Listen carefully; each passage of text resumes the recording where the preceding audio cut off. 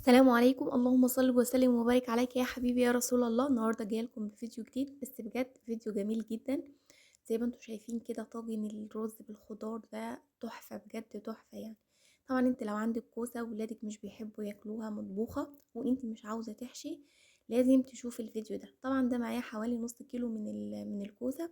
انا قطعتهم مكعبات متوسطه زي ما انتم شايفين كده. ومعايا دول طماطميتين برضو قطعتهم مكعبات برضو نفس حجم مكعبات الكوسة.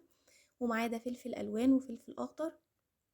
ومعايا ده تشكيلة من الشبت والبقدونس.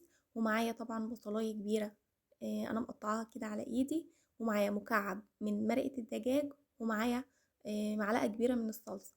ومعايا طبعا طاسة كده على النار زي ما انتوا شايفين. حطيت فيها شوية زيت على سمنة، ممكن انتي تحطي زبدة سمنة بس زيت بس، طبعا انتي وراحتك. بس انا دايما بحب استخدم ميكس بين السمنة والزيت او الزبدة والزيت في كل حاجة انا بعملها، حلو او حادق. طبعا يدوب الزيت والسمنة سخنوا كده. نزلت بالبصلاية بتاعتي اللي انا مقطعاها. طبعا انا مش عاوزاها تاخد لون، انا هدبلها بس كده وريحتها تطلع. نزلت كده على البصلايه بالمكعب مرقه الدجاج طبعا. حطيته كده على البصلايه وبعد كده نزلت بالطماطم بتاعتي. او ممكن انتي تنزلي على البصلايه بالكوسه تشوحيها، لان احنا لازم نشوح الكوسه. لان احنا عارفين ان الكوسه يعني بيكون فيها نسبه ميه كتيره. فاحنا لازم نشوحها الاول قبل ما نحطها، علشان ما تاخدش سوا. هي مش هتاخد سوا الرز، يعني ممكن الرز يستوي قبلها. دي حاجة. تاني حاجة، طبعا لما تحط على الرز هتنزل مية كتير، فممكن تخلي الرز بتاعك معجن معاكي. فالأحسن ان انت تعمليها كده، تشوحي الكوسة مع الطماطم او مع البصل قبل ما تحطيها مع الرز. ونزلت طبعا بالبهارات اللي معايا اللي انا استخدمتها. فلفل اسمر وكمون ورشة من البابريكا. وهبدأ برضو اقلب تاني زي ما انتم شايفين كده. وحطيت طبعا الملح بتاعي، او لسه يعني هحط الملح بتاعي. نزلت برضو هنا بالمعلقه بتاعه الصلصه اللي معايا. طبعا الصلصه دي انتوا عارفين ان انا مش بشتري صلصه جاهزه، انا بحب اعمل الصلصه في البيت. فدي صلصه انا كنت عاملاها في البيت وشايلاها عندي. شايفين الكوسه نزلت ميه كتير، شايفين بقت عامله ازاي. نزلت نسبه كده من الميه بتاعتها. وبعد كده نزلنا اخر حاجه بالفلفل بتاعنا، لان الفلفل طبعا مش بياخد سوا، فاحنا عاوزين الخضار بتاعنا يبقى صحي كده وطازه وحلو في قلب الوصفه. فنزلنا بالفلفل اخر حاجه. وادي الملح اهو، لسه بحط الملح معاكم.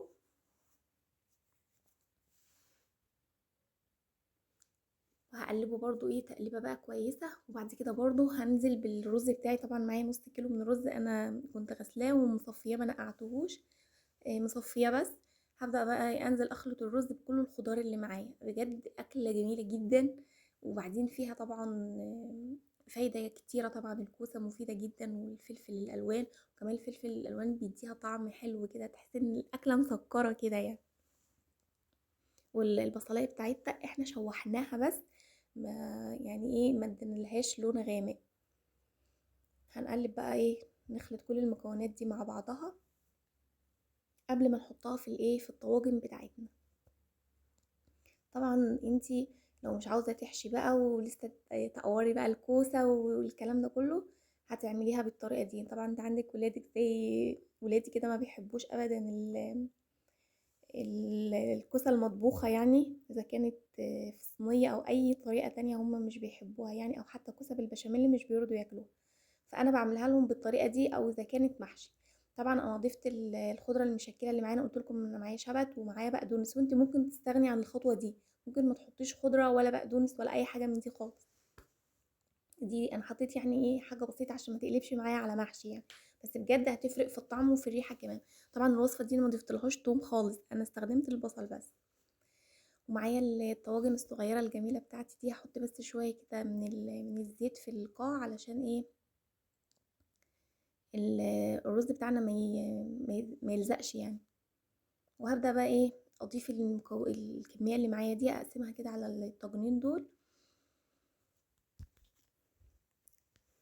زي ما قلت لكم ان الوصفة دي يعني وجبة غذائية كاملة متكاملة. انتي هتاكليها كده ومش مفيش اي حاجة جنبها. شوية مخلل، شوية جرجير كده حلوين طازة جنب الأكلة دي، والحمد لله على كل حال. يعني هو لو ما كانش فراخ ولحمة مش هناكل. وطبعا انتوا شايفين الأسعار، الفراخ واللحمة بقت أسعار سلاح يعني. الله المستعان. طبعا انا مليت الطواجن بتاعتي زي ما انتوا شايفين. شايفين بصراحة الشكل جميل قوي، يعني الألوان كده، ألوان الخضار كده مع الرز بصراحة مديها لون جميل جدا. فانا حطيتها زي ما انتم شايفين كده. طبعا هبدأ بقى ازود المعيار بتاع المية بتاعي. معايا طبعا الكاتل فيه مية سخنة، ما تحطيش ابدا مية باردة، مية سخنة. وما تزوديش مية زي ما قلتلك، علشان الكوسة بتنزل مية، وعلشان ما تعجنش الرز معاكي، والرز بتاعك يطلع آم، كل حباية بحبايتها كده، ويبقى شكله حلو قدام عينيكي يعني. معايا طبعا دي ورقة كده من الفويل هغطي. انت ممكن تغطي بأي اطباق عندك او حاجة، بس طبعا الفويل بيسهل علينا كل حاجة يعني. غطيته كده بورقة الفويل، وهدخله بقى الفرن اسويه الاول. وبعد كده في حاجة تانية هنعملها بعد ما نسويه في الفرن. جربي الوصفة دي، ولو عجبتك طبعا متنسينيش بقى في اللايك والاشتراك وتفعيل زر الجرس، علشان طبعا الفيديوهات اللي احنا بننزلها توصلكم بإذن الله.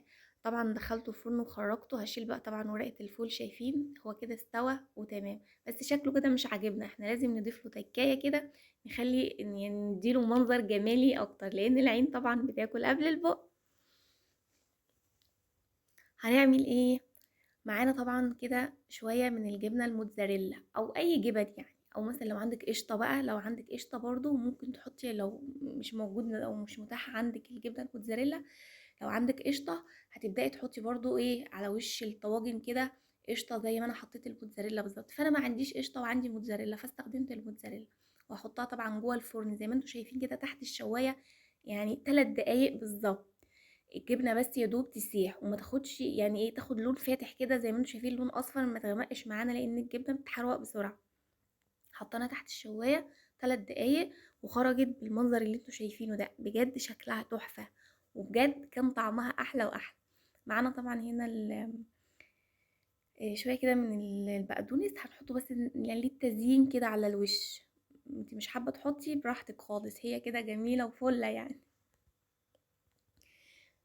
هنبدأ بقى نغرف طبق كده معاكم، نشوف الرز بتاعنا شكله من جوه، تمام ومظبوط ولا شايفين هو لسه طبعا خارج من الفرن وبيدخن كده بقى، مطلع ريحة مش عاوزة اقول لكم بجد. الريحة يعني تحفة تحفة تحفة. ريحة تجوعك كده وانتي واقفة يعني. هي أكلة بسيطة واقتصادية ومش مكلفة، بس بجد أكلة جميلة قوي. واحنا في الأيام دي يا جماعة محدش يتبطر على أي حاجة، اللي اتحط قدامنا ناكله واحنا ساكتين. وستات البيوت تقتصد على قد ما تقدر، لأن فعلا الأيام دي عاوزة كده. شايفين بجد بجد تحفة تحفة يعني. وشايفين الدخان كده طالع ما شاء الله يعني.